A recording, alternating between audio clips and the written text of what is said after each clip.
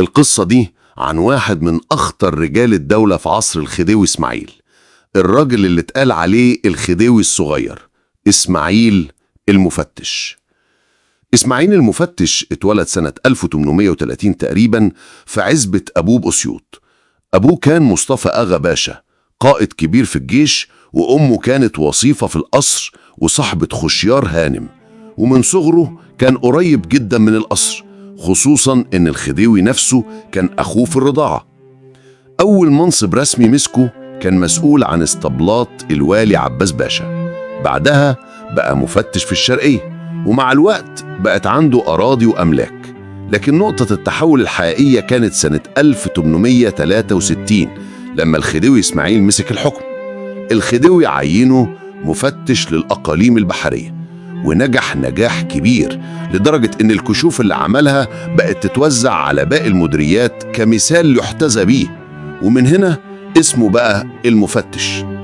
سلطته كبرت وبقى يقدر يعين ويعزل عمد ومشايخ ومأمورين.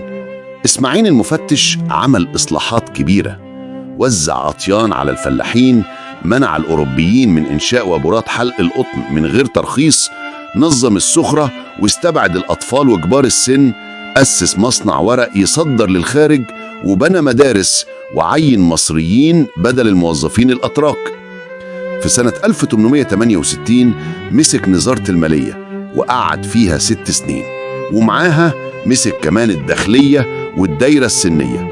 نفوذه كبر جدا والناس سموه الخديوي الصغير.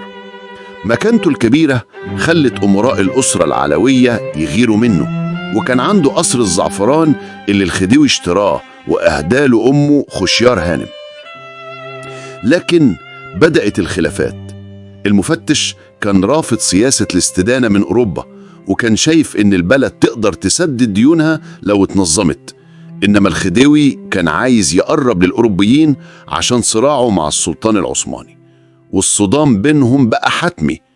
الخديوي قرر يتخلص من المفتش. في يوم جمعة أخدوا لجزيرة الروضة وهناك اتحبس. بعدين قالوا إنه منفل دنقلة، لكن الحقيقة إنه اتقتل قبل ما يوصل حلوان.